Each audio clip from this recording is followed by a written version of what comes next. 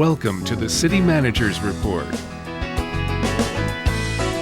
The City Manager's Report is your preview of the next Oshkosh Common Council meeting agenda and an update from your Oshkosh City Manager.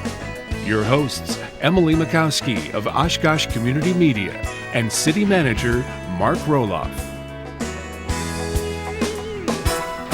Hello everyone, and thank you for joining us on your City Manager's Report, your source for all the local things happening right here in Oshkosh, in your city, as well as a preview of the upcoming City Council meeting agenda. I'm your host, Emily Mikowski, joined as always by your City Manager, Mark Roloff. Welcome, Mark, and thanks for joining us today. Great to be here, Emily. So we're going to go ahead and dive into our hot topics for the city for the first half of the show. We'll take a little break, and then we will come back with a preview of the City Council meeting agenda for Tuesday, October 27th, 2015. So Mark, first thing that we want to talk about, of course, is the budget update. You guys have been in budget meetings the past 2 long days, and we want to talk about some of the highlights. So give it to us. A lot of stuff was going on. This is the first time that the format was changed to a daytime budget workshop. In the past, we've had budget workshops in the evening, so after a full day of work for both council members and staff, we'd be having these marathon sessions into the late evening. This was an all-day event. As departments were needed, they were called up to the council workshop area. From that standpoint, I think everybody had a lot more energy that they brought to the meeting, a lot fresher with ideas, alertness, energy in general. I heard a little bit less rushed too, because once it starts to get a little late in the evening, you kind of want to get through it a little bit. So having it during the day might have had a little bit more of a pace. Oh, absolutely. I think people didn't feel that they had to get something answered, but the reality was we actually got quicker answers even without the pressure, because as a question came up, a staff member could call down to another staff member and gather the information. Otherwise, you have to say, well, we'll get back to you tomorrow on that. We were able to provide much quicker answers. So I think the council appreciated it, and staff appreciated it, because council members gave personal days at work or with family to be here. It was 8 to 5. It was a normal work day for us, but I think we brought more energy, they brought more energy, and it made for a more complete and thorough discussion of issues. And you also talked about both the CIP and the operating budget both at the same time. Is that something that you might not have done in the past? We hadn't done that in the past. The CIP is our capital improvement program, and there's so many things that tie in between our operating budget and our capital budget that when we've done them independently, it's like, well, you remember 2 weeks ago when we talked about this? Now it was, well, we're going to talk about the capital budget along with the operating budget, and this efficiency is achieved with this capital investment. Oh, and you can see a direct result in the operating budget. So we were able to connect the dots a lot easier with all the departments. And so and when you think about something like parks, when we were talking about those improvements, the public in our hearings for our park master plan said, we want you to maintain what we already have. And so a lot of the park improvements were right there that we're fixing up parts of the park that already exist. We just want them modernized or cleaned up. And so everybody was able to see how this just connected much more easily than had we separated them 2 weeks apart. Right, all those things that kind of coincide were already right next to each other, so it kind of probably saved you some time. And you can see footage of the budget workshops that was just shown. All of that footage is on our website, all 7.5 hours or 7 hours of the meeting for both days. So if you go to OshkoshCommunityMedia.org under our video on demand feature, you can see those meetings. They're also replaying on City Cable 10 as well, so you can find the TV schedules on OshkoshCommunityMedia.org as well. Next steps with the budget, Mark, is the next workshop, November 4th. What's going to be discussed then? We're going to finish up on the capital improvement program, primarily the major street projects, the things that we do need to connect those, because we talk about it's streets, it's water, it's sewer, it's all those things. So we've got those together. All of the other capital projects have been discussed with that exception, and with some of our TIF districts, our tax increment districts. And then once that's done, then the council can give us feedback on things that they would like us to look at and consider for changes. So that's the first thing. The second thing is the council also needs and wants to hear from the public. Our public hearing is scheduled for the next regular council meeting after this one, which will be on Tuesday, November 10th. So that's the public hearing during the regular council meeting, so then the public can chime in about things that maybe they've seen through the budget workshop, or you have an opportunity to look at the budget online or at the library or the clerk's office. And so, give the council some feedback, and then after the hearing, the council will give us some preliminary final things, because the goal is for the council to adopt the budget on November 24th at the meeting after that. So it gives the council 2 more weeks to kind of absorb everything they've heard from the public, and give them time to absorb things that staff has been able to provide them as far as information is concerned. And that public hearing is so important, that people are hearing what the community and what the public really wants. And so that's open to everyone. Is that kind of like a 5-minute limit there for kind of like a regular council meeting? There's 5-minute limit, but council is also able to ask follow-up questions if they want clarification from a member of the public. So it's 5 minutes for the member of the public to give their thoughts, but there's also give and take with the resident if they choose to after the council talks to them. All right, wonderful. Again, all of those meetings will be broadcast live on City Cable 10. Again, November 4th at 5 for the budget workshop, public hearing November 10th at 6, and then hopefully it is scheduled for council to adopt the budget on November 24th at 6. So, speaking of the public input and how important that is, we just recently had a police chief recruitment listening session, and how did it go? We had a wonderful turnout. It was over at the Senior Center Willow Room. It was a listening session to hear from the public about what characteristics, traits, personality would you like to see in our next police chief. Police Chief Scott Groyle is going to be retiring in January after a 30-year career in police service to the community, and we really appreciate everything he's done.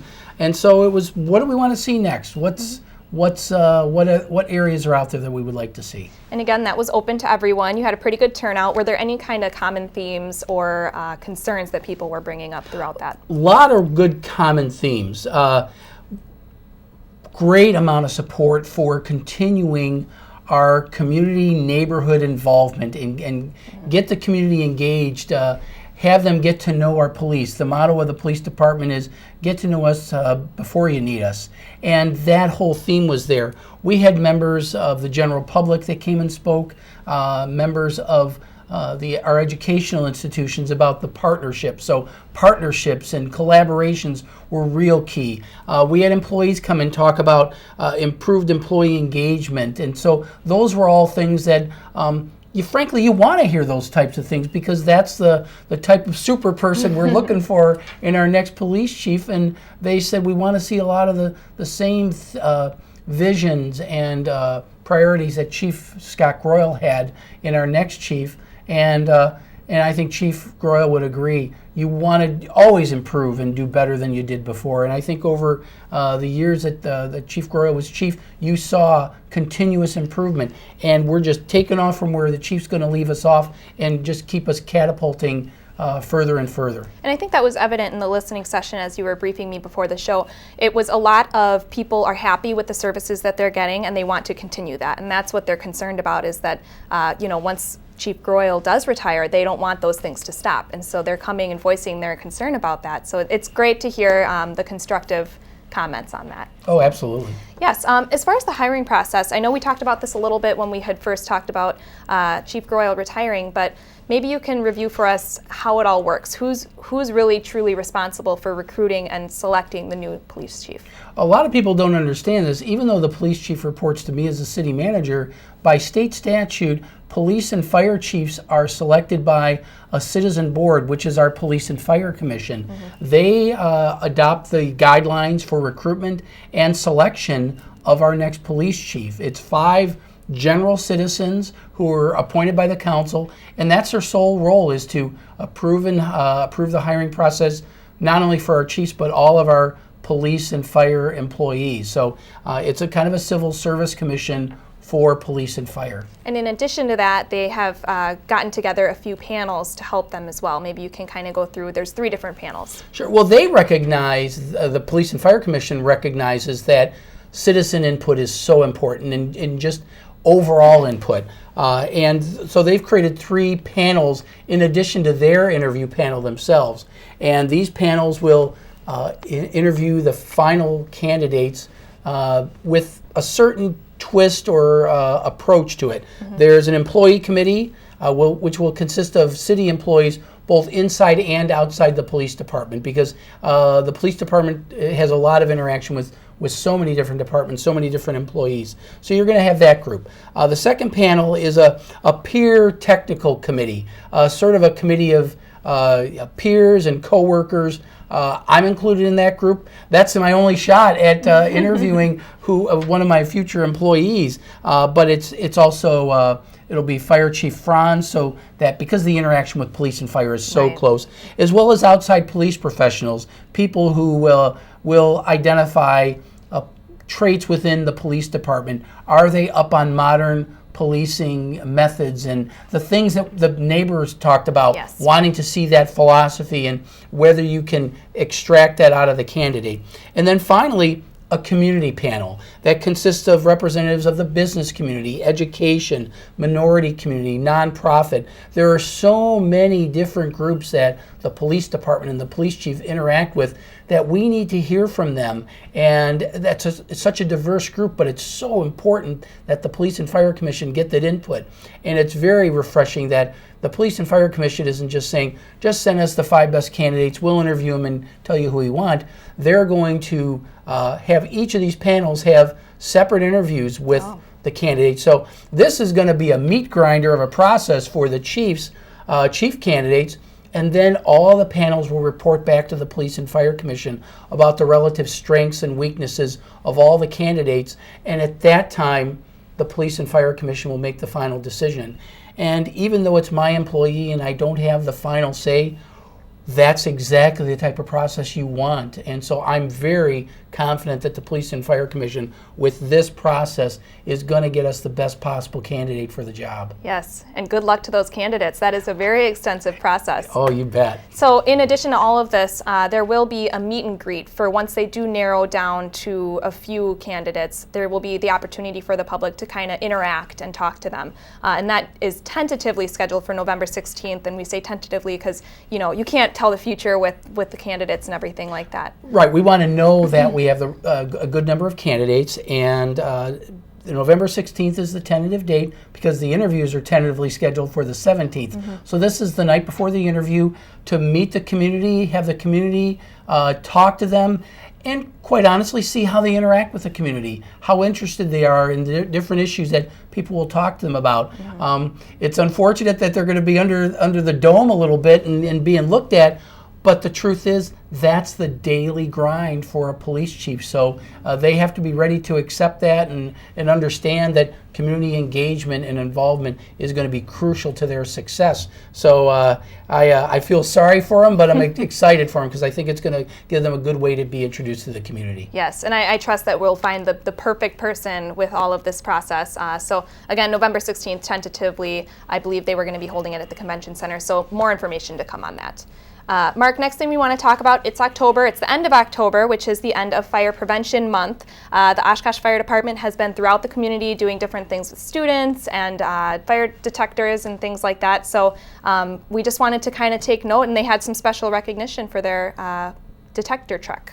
Yeah, their detector truck recognition, their program is to get smoke detectors in homes throughout the community, so they target an area every year. It's been very successful, and it's been so successful that it was actually recognized statewide at the conference, and they're trying to promote this statewide now, where they're getting target areas where they know that they're lower income or areas that they feel may be underserved with smoke detectors, and offer them free of charge, help install them, do all those things. And it's now being used statewide, and we were recognized by the statewide association that deals with fire prevention issues, and we're a statewide model, and we're very proud of the fire department for that. Yes, and it's also important to remember to prevent fires throughout the year, and there is a ton of great information on the fire department's website if you're ever interested in checking it out. Next thing that we want to talk about is a really great event that took place earlier this week, I believe. It was the Jeremo Glow. And this was kind of a really neat event that it was a 5K run, walk, fun run at night, and there was glow sticks everywhere. There was a lot of great pictures on Facebook. Tell us about this great event in honor of Jeremy Monette. Well, Jeremy Monette was, not only was he a huge part of our industrial development aviation community, but he was very active in the Christine Ann Center, and one of the visions he had was to get a playground for the kids that stay at the Christine Ann Center. And so this was a fundraiser for it. And I had an opportunity to go over to City Center to see it. And it was sponsored in part by Beckett's. Even though Beckett's is a restaurant/bar, they opened up the entire center. That atrium area. The atrium, thank you, of City Center. And it was teeming with families and little kids that are just glowed all over the place. And it was an absolutely fun family event. So kids had fun. It was for a great cause in memory of a great person. So I was just thrilled to be a part of it. And that was the first annual. I can't imagine what they're going to do when they really get their stride on this thing. But it was a great event for the Christine Ann Center, great fundraiser, and look forward to our neighbors to the east to get the playground improvements in there very soon. Yes, such a positive event, and we, like you said, we're really looking forward to seeing what comes out of it for everything that they've done for that. One other thing, speaking of family-friendly events, is trick-or-treat hours. We want to remind you once more that they are October 31st, Saturday, from 4 to 7. Since it is a Saturday, they are extended from 4 to 7. So get out there with your little ghouls and goblins and do some trick-or-treating. And very good, and always be on the lookout, watch crossing the streets and all that stuff. It's a busy day. We want everybody to be safe, so maybe get some of those glow sticks from the Jeremo Glow. Just be out there and be safe. Perfect. That's going to conclude the first half of the show. It's time for that part where we get to ask Mark a question. Viewers have the chance to ask Mark any question that they want about things that are going on in our city. So let's go ahead and see what the question mark question is this week.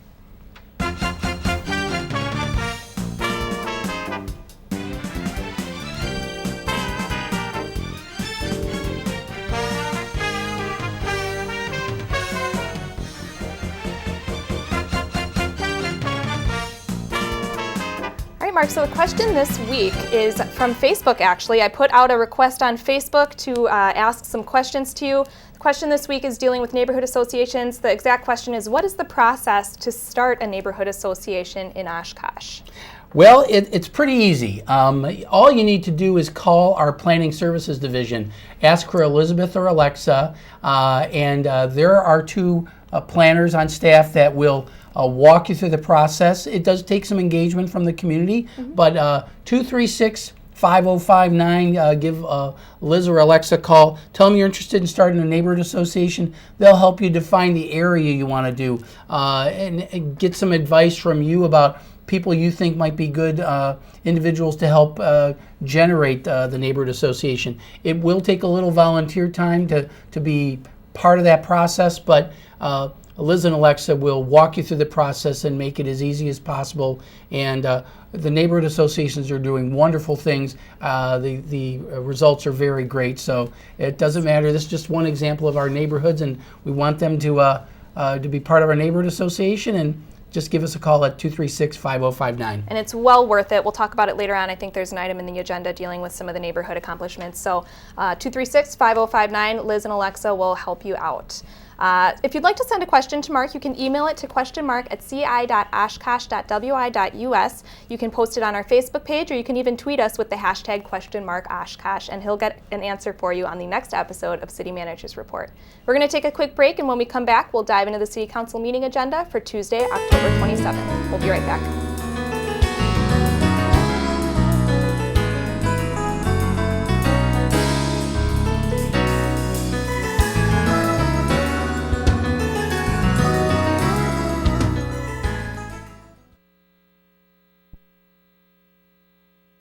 Stay connected with Oshkosh Community Media Services and the City of Oshkosh.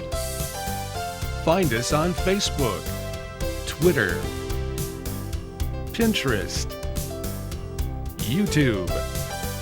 Sign up for e-updates, more resources, including video, at OshkoshCommunityMedia.org. Oshkosh Community Media is your media on your schedule. Connect with us today. Want to know what's happening in local government? Stay in the know with City of Oshkosh government meetings, live on TV, City Cable 10, online at OshkoshCommunityMedia.org, and on Community Radio WOCT 101.9 FM. Miss the live coverage? No problem. Catch replays on City Cable 10. Stream online from OshkoshCommunityMedia.org or visit youtube.com/Oshkosh Community Media Services.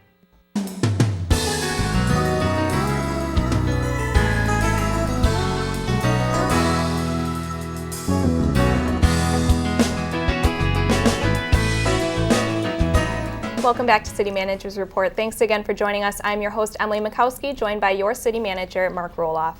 Now, Mark, we're going to get right into the agenda for Tuesday, October 27th, 2015.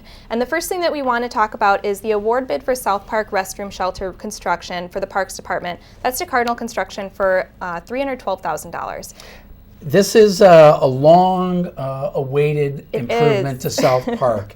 It's been much needed. The bathroom restroom facility over there was very outdated.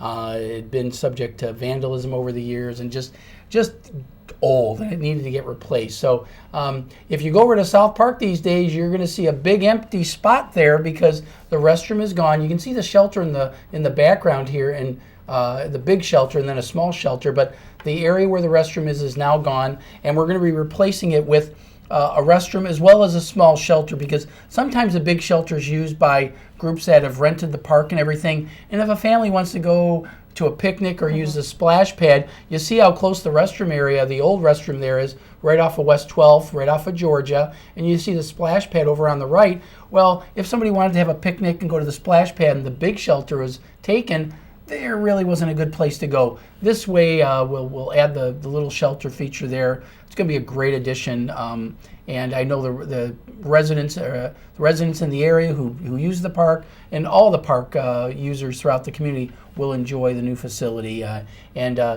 Stay tuned; you'll see more details about what it's going to look like. But next summer, you're going to have a great facility to enjoy at South Park. And I think this is kind of a result of community input, because they were doing the master planning for South Park, and I remember that being one of the main things is just improving the shelters and the restrooms. So it's great to see that coming to fruition here. Oh, absolutely. Next thing we want to talk about, Mark, is approving the engineering services for subsurface exploration and geotechnical engineering evaluation, and that's for various CIP projects. And I love saying that; it's really quite a mouthful. Oh, it is a mouthful, that's for sure. What we're trying to do is make sure that when we start doing our capital improvement projects for 2016, that we have a little bit of a head start, and we also know that there's no surprises. So we do a lot of soil testing now, and we didn't do that in the past. We used to wait until spring, and then it would delay the projects. Now what we've done is we budgeted a little money in the prior year so that we can identify projects that, if the council doesn't approve it for 2016, it's going to happen in 2017 or 18. It's going to happen eventually, and are there any surprises? So we do this exploration so that, number one, we can identify problems and get them into the bid documents before they cost us more money. So you really want to minimize surprises, minimize cost, and then it just gets it done quicker, and that's another thing. It's minimizing the inconvenience to the residents. So it's just a good preemptive strike in planning for the following calendar year. Preventing any of those delays, it's really important, like the soil testing you said. Finding any of those problems so that it's a smooth project from start to finish. You got it. Next item is Resolution 15-464. This is approving engineering services agreement with Speedy Clean Drain and Sewer for sanitary and storm sewer main and lateral televising. Now, before we get into it, maybe you can just refresh our memory. What exactly is televising? What we do is we have a little camera that goes down into the sewers and identifies leaks that are in the sewer, blockages, anything like that could potentially result in backups to residents. It's very important that we minimize those backups. And every once in a while, people will sue us over something because they had a backup. We want to make sure that we prevent those things from happening, because we do everything we can to avoid those types of backups. And the best way to do it is do a proactive cleaning of that. And then if we do have an incident, we can demonstrate that we were actively getting on top of it. And frankly, I think it just keeps us from having those problems down the road. Mm-hmm. Just another example of, preparing and planning ahead and making sure that you're on top of it. So great agenda item there. Next thing we want to talk about, Ordinance 15-469 under new ordinances is designate bicycle lanes on Taft Avenue between North Keller Road and North Sawyer Street. And the bike lanes have been a huge topic of conversation, so this is kind of really just continuing the goals of the Bike and Ped Plan. The Bike and Pedestrian Committee have identified a whole master plan for bike lanes. And this one on Taft is an area that connects two main arterials in the city with Sawyer and Keller, and they connect destinations that people and youth use. It's Red Arrow Park, it's Pollock Community Water Park, Garbage Hill, and also Oshkosh West High School. So connects a lot of key areas, and we know that we will have children out there using that anyway, so we really need to designate a bike lane so that they have an area where motorists know that they can and should expect bicyclists to be out there. Great, a necessary addition. Next item we want to talk about, Ordinance 15-470, is approved landmark designation 50 West 6th Avenue. And maybe you can first tell us what this site is, and then what are the plans for it? Well, everybody's going to ask, what's that address? It sounds familiar. It's the old Granary Restaurant on 6th Avenue. This is probably as good an indicator as you can get that they want to do something with this property. But giving the landmark designation helps it become eligible for some possible historic tax credits when they renovate it. Now, it adds some requirements, but it also, you can get up to a 25% tax credit by restoring an old building. So the Granary Restaurant had some wonderful features inside of it and outside as well. And we want to maintain that historic flavor to it so that when people come and use whatever it gets used for ultimately, that you can enjoy it and really appreciate the historical significance of that building for future generations. Exactly, so very necessary here. Last item, we're going to end on a positive note, approved Great Neighborhoods Capital Improvement Program funding in the amount of $225,000. So maybe you can give us a rundown of some of these projects, both completed and future. Well, some of the examples that we've already done in some of our neighborhood associations, the neighborhood associations pick these projects. So a real good example is over in Middle Village. We've done a couple projects. The most recent one is our Middle Village Community Garden. It's at the corner of Franklin and Parkway. The neighbors were part of that, selecting the type of plantings and things like that. So that's a project that's already underway. But some of the projects that we have proposed are upgrades to the Chief Oshkosh statue and burial site over near where the water treatment plant, the Waters is. It's in the Menominee South area. Also in the Menominee South area, it's called the Sea, Sand, and Sailor Land Park. It's improvements there, and it's a safe, family-oriented environment. And then the historic marker for the George Washington statue, it's putting an historic marker there with all the improvements that were done there in the last few years. The Oshkosh Oshkosh North Communities Group was there getting a little history lesson, not just on George Washington, but how the sign got there. And then neighborhood signage so we can identify neighborhood associations within individual streets. We saw a sign earlier in the show for Stevens Park. It's another good example, and we're happy to be able to take some of these funds and give them to neighborhood associations to make decisions to improve their neighborhoods. And that support is so much needed in the neighborhood association. So it's a really positive thing to talk about. So. It sure is. Yes. Mark, that's going to do it for this episode of City Managers Report. I would like to thank you for joining us today. Oh, happy to. Again, the City Council meeting is this Tuesday, October 27th at 6 p.m. You can watch it live on City Cable 10 and on our website at oshkoshcommunitymedia.org. You can also listen to it on the radio at 101.9 WOCT, which is also online and on the TuneIn Radio app for mobile devices. Don't forget to like us on Facebook or follow us on Twitter for all your community and government programming and updates, or check out our YouTube channel for government meeting replays and past episodes of your favorite programs. If you'd like to ask Mark a question, email it to questionmark@ci.oshkosh.wi.us.